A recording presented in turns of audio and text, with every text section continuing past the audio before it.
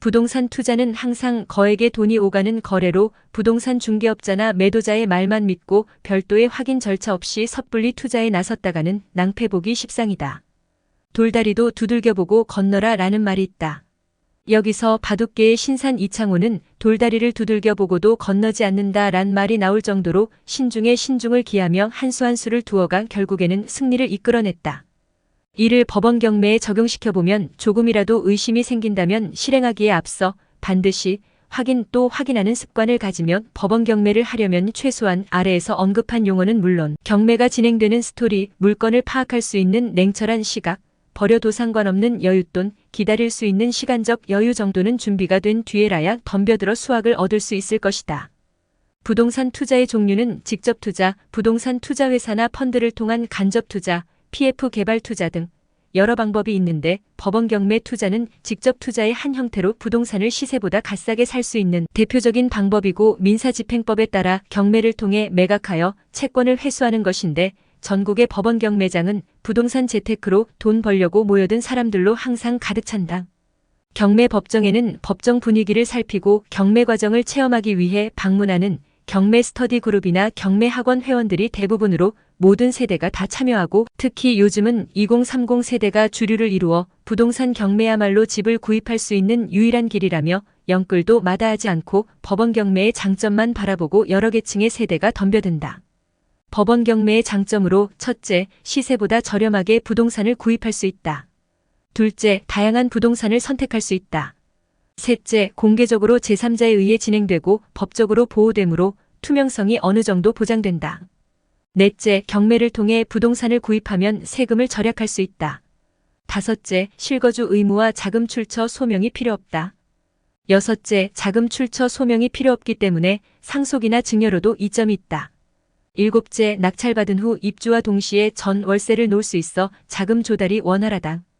그리고 단점을 살펴보면 첫째, 부동산의 권리 분석이 생각보다 어렵다. 둘째, 부동산의 상태가 좋지 않을 수 있다. 셋째, 부동산이 공개적으로 진행되기 때문에 경쟁이 치열하다.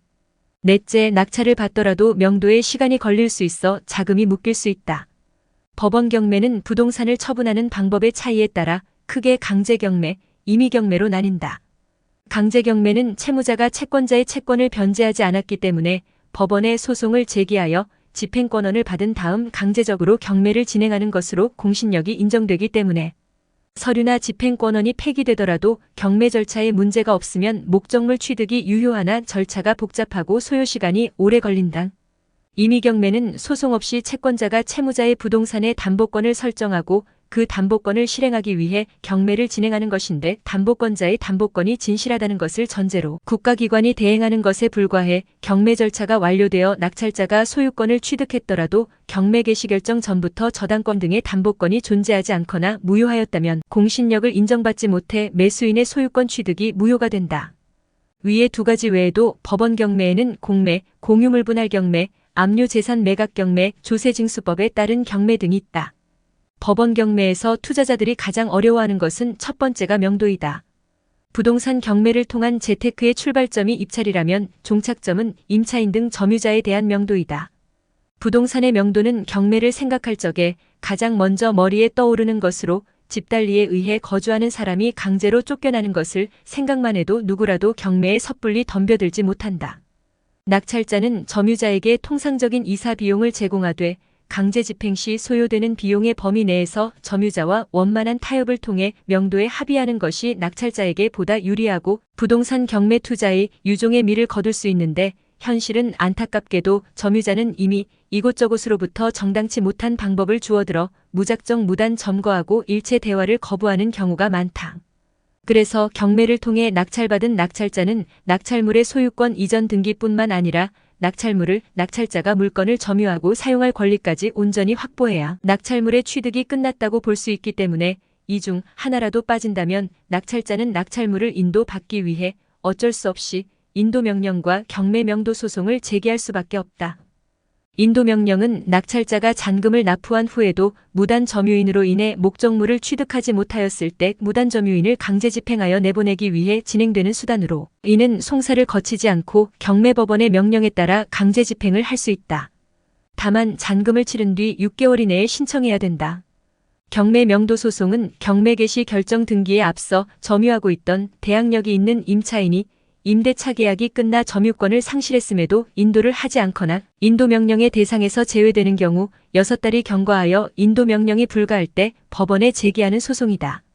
인도 명령이나 경매 명도 소송을 제기한 때에는 목적물의 현재의 상태를 그대로 유지하고 점유 명의를 변경하거나 점유를 이전할 우려가 있어 이를 미리 가처분 해두지 않으면 현재의 상태의 변경으로 집행권원을 얻더라도 실행하지 못하거나 이를 실행하는 것이 매우 곤란할 염려가 있는 경우에는 부동산 점유 이전 금지 가처분도 같이 신청해 두어야 한다. 법원 경매에 있어 두 번째로 어려운 것이 권리 분석이다. 경매에서 낙찰을 받아도 권리가 남아있다면 낙찰자가 그 권리를 고스란히 책임을 지고 추가 금액을 부담하거나 부동산 사용에 제약을 받을 수밖에 없다. 제일 먼저 할 일은 매각 물건의 부동산에 대해 권리관계는 등기부등본, 사실관계는 토지대장, 토지이용계획 확인원, 건축물관리대장, 주민등록등본 등 각종 공적장부를 확인하고 이를 토대로 법원의 매각 물건 명세서를 보며 법원에 신고된 내용을 하나하나 살핀다.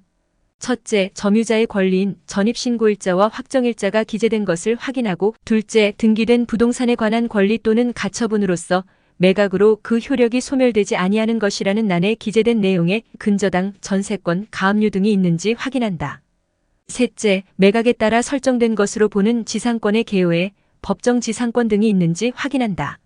넷째, 비고란에는 등기부등본에 기재되지 않은 권리들 중에 법원에 신고된 내용, 유치권 등이 있는지 확인한다. 권리에 대한 내용이 비어있으면 낙찰자가 인수할 권리는 모두 소멸되므로 낙찰가 외에 더 들어갈 돈이 없다는 뜻인데 그래도 본인이 직접 다시 확인해야 한다. 다만 소유권이나 사용 제약에 대한 권리 분석은 제대로 해야 된다. 부동산 경매에서 권리관계가 복잡하고 흠결이 있는 물건을 특수물건이라 하는데 재산을 처분할 수 없도록 법으로 묶어둔 가처분 물건, 가등기가 설정된 물건, 공사대금을 받기 위해 버티는 유치권, 토지주가 달라져도 건물주가 계속 점유 가능케 한 법정지상권, 분묘기지권이 설정된 물건, 건축법 위반인 건축물, 임차인이 있는 물건, 현황 도로가 없는 맹지 등이 있는지도 현장에 임하는 임장을 체크리스트를 통해 직접 확인해야 된다. 또 임차인이 선순위 임차인인데도 불구하고 임차인이 배당을 포기한다면 경매 낙찰자가 직접 보증금을 물어줘야 되고 배당 절차에서 보증금을 전액 돌려받지 못한 경우에도 낙찰자가 모자란 보증금을 물어줘야 된다. 경매에 들어가기 전 명도에 자신이 있고 권리 분석을 완전히 끝냈더라도 발품을 팔아 입지 분석과 가치 분석에 나서야 되고 이를 바탕으로 국토부의 실거래가 공개 시스템에서 주변 거래 가격을 알아보고 부동산 사이트에 들어가 주변 부동산 호가에 대해서도 찾아본 후 내가 감당할 수 있는 적정한 입찰가인지 본다. 경매 감정가는 빨라야 6개월, 보통 1년 전에 감정한 금액이므로 입찰 시점의 금액과는 시세 변동으로 다를 수밖에 없기 때문이다.